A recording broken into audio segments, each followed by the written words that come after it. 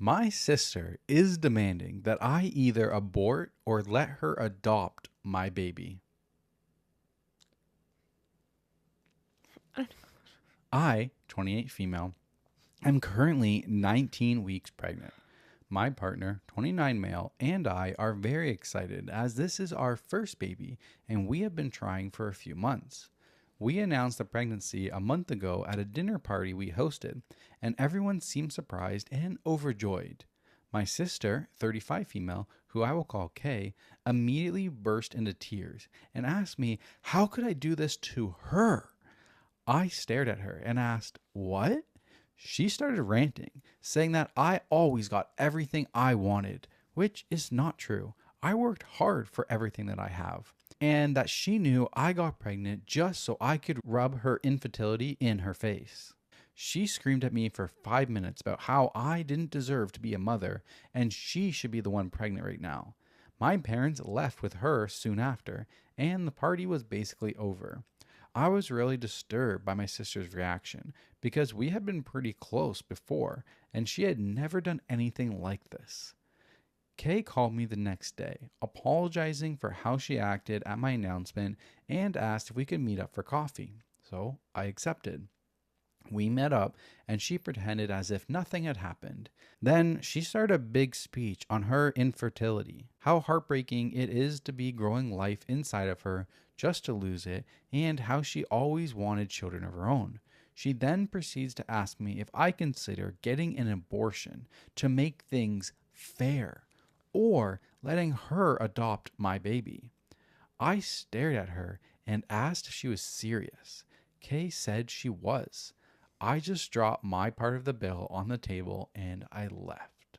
Later, Elle, Kay's partner, texted me on a rant that night about how I'd made Kay cry and how all they wanted was to be parents and that this meant so much to them and I owed them for being more successful than them. I and my partner invested many years into our jobs and we have worked very hard to earn what we earn now. I told them that my partner and I had been hoping for kids too, and I was not giving up my baby. She later sent me a long 4-page letter about how she had always wanted to be a mother, and could I consider either getting an abortion or letting her adopt my baby, how I should care about my older sister's happiness, and how she would make a better mom, how the oldest kid should always have the first grandchild, and how I could always just have another baby since it was so easy for me to conceive. After that, she quieted down some, and I thought we were done with this, except it wasn't.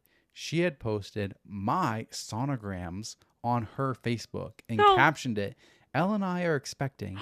Can't wait to meet our little princess." Oh I my was God. seeing red. I texted her and demanded she takes the post down.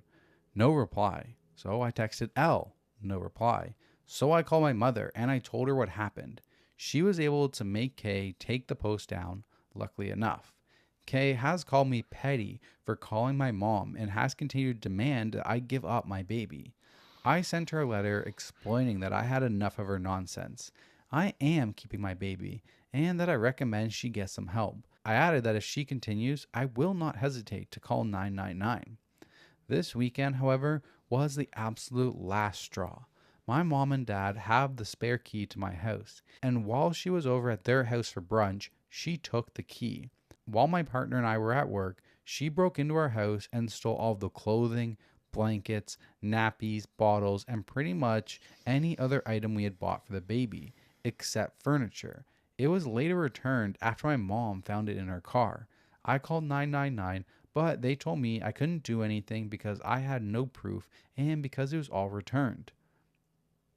My partner and I are moving in April, but I'm so scared my sister will find out where we live and take my child. I get that she's upset and jealous due to her infertility, but that shouldn't mean I have to give up my baby. My parents know about this, and they have been doing their best to get her some help. She doesn't want to adopt because she wants a child that's her own flesh and blood. I'm due in August, and the stress she's causing cannot and will not be good for me or the baby. My partner is looking to a cease and desist letter. Is there anything else I should do or say? I am scared for my baby. I think this is the wildest story we've told on this podcast. Yeah, I like, what do you mean there's no proof? My mom found it in her car. That's proof. My mom testifies. Like, come on. So top comment. Your sister is mentally ill and needs help. I don't say that as a joke or to insult her. She's sick and dangerous. Honestly, I think your fears are well founded. I would block her on everything and give your parents very strict orders that if you find out they've given her access to any info about your living situation or pregnancy, that you will be forced to cut them all off for your safety. I'd also talk to a lawyer to see if there's anything you can do to protect yourselves. In the US, you can get a restraining order so that that person will be arrested if they come near you. Last, though, would be to make sure you have cameras recording your new place. Yeah, all of that. So there's an update. The support I've received from this website is overwhelming. Thank you all for your comments, although I couldn't reply to all of them. They are appreciated. I have had the locks changed, cameras installed, and a Ring doorbell. I've started saving every letter and screenshotting every message my sister has sent and plan to take them to court for a restraining order very soon. We have also been seriously documenting everything. My husband and I are planning a trip to Ireland for our anniversary next week. It's going to be good to clear our heads from my sister. I've called 999 to report her for harassment, and they gave her a warning. She's contacted me saying that if I won't give her my child, I can at least pay for multiple rounds of IVF, which I have not replied to other than refusing. She's been begging my parents to convince me to give up my baby, which they refuse to do. They have also been given a statement that basically says that if they give her my contact info, they will not see my baby, to which they have agreed. I've since changed my phone number and we are moving very soon. My sister does not know our new address. She actually stood on our stoop for 20 minutes a few days ago, banging on our door and yelling.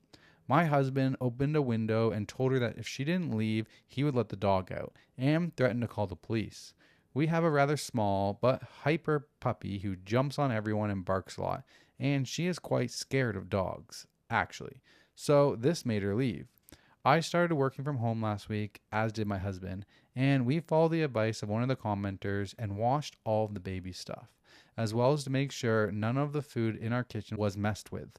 None was, luckily. We're planning on getting a restraining order as soon as possible, and we are looking forward to our trip. I'm already sick of being pregnant, and I'm not even in the 3rd trimester. I just want my baby. Thank you all again for your wonderful advice, and I may update you again when the baby is born. There was no further update. Oh my god. That's crazy. That's freaking insanity. Think that sister's Delulu? Yes. What? I think she's mentally ill. My 20 female girlfriend, 21 female, is likely being kicked out of our university soon. She wants to know our relationship will be okay, and I do not know what to tell her. Okay. Hello, Reddit. I am facing a dilemma with my girlfriend, quote-unquote, Sarah, of approximately 18 months, and would very much appreciate any advice you can give. To begin with, she and I met last year, our freshman year at university. Of course, it was a time for chasing new things and meeting new people, and we met at orientation and fell for each other very hard. Sarah has many, many great qualities. She's beautiful and lovely. She's very kind and attentive to me, and I do love her dearly. I have been happy with her for the time we have been together.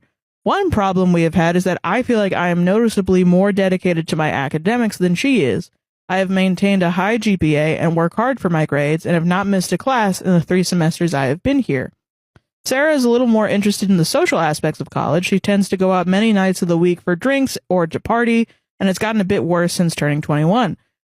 She has a habit of sleeping in the morning and missing class. It's common for her to stay in my dorm overnight, and I will frequently leave her in the morning just to come back from class a few hours later to find her still sleeping in my bed. I am not someone who will hover over her and nag her to go to class, so I try waking her up, but when she says she will handle herself, I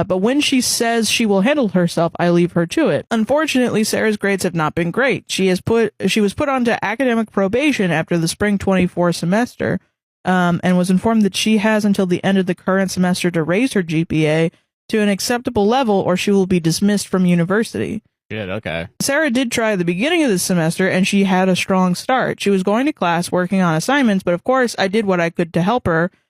But her old habits began returning and her grades are suffering again. Over the last few weeks before leaving for fall break, she seemed to be getting frantic. She was constantly asking me to help her with assignments. I've been doing my best, but she wasn't really meeting standard, and there was only so much I could do for her. Just before we left for break, I had to sit down and tried to kindly tell her that it might be time to consider what she was going to do if she cannot return to university after winter. I think reality began setting in for her at that point. She cried on my shoulder, and I was going to comfort her, and she began asking me what was going to happen with us. I tried to tell her that for right now, maybe she should focus on making a plan for herself, and we can go from there, which I did mean sincerely. She practically begged me to tell her that we would still be together, and at that time I reassured her that I did not intend to break up. Over break, she has been texting me some vague plans about getting a job in the same city as our university. She's been talking a bit about staying some nights at my dorm and maybe getting an off-campus apartment together at some point. She is again asking me to promise her that we will stay together even if she is expelled. But honestly, while I do love her, I'm having some doubts. I know she is having a hard time, and I'm not trying to pile it on her, but to an extent, I am angry at her. I did every reasonable thing I could to help her pass, and I feel like she didn't do everything she could to remain in college. I don't want to say it is her fault, but she didn't get sick or experience a tragedy. She partied and didn't go to class, and it annoys me that she is expecting me to accommodate the change to her life now. Is getting sick and not having someone die the only reasons? I know I'm nitpicking there because I'm in the middle still right now, but okay, yeah. I mean, I'm coming at this from a point of like they're both very young. Yeah, no, that's true. Yeah. You know what I mean? Yeah. And while I feel like a total snob, to some extent, I feel I am advancing in my life, and I don't know if I really want to commit to someone who is not doing that for right now. I still love her and want her to succeed, but it seems like she will be stuck for a bit, and I don't want to be. Has anyone experienced something like this? Were you able to navigate it? Are Sarah and I doomed?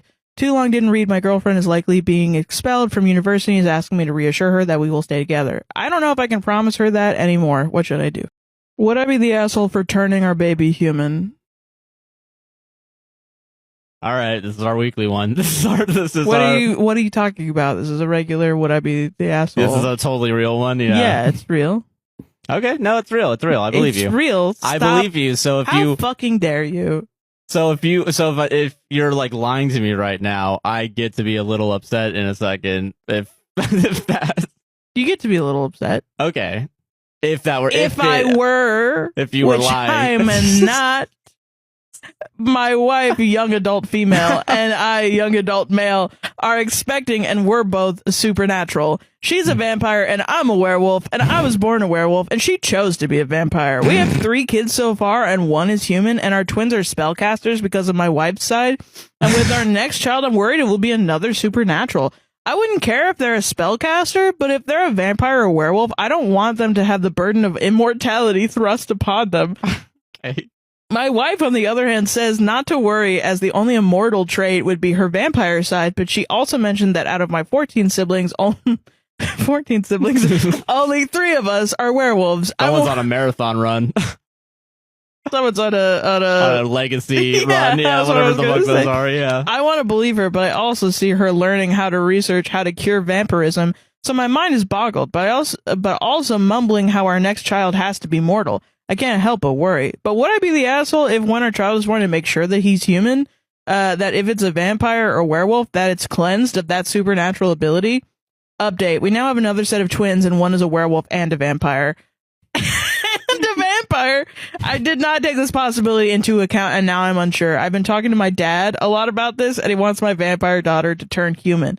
But now back to parenting twins again. Credit to this one too. All the other ones make fake ages. This one just said young adults. I usually don't skirt those ones to trick you. Yeah, but now that I know you're trying to trick me, I was like, yeah, fuck it. Yeah.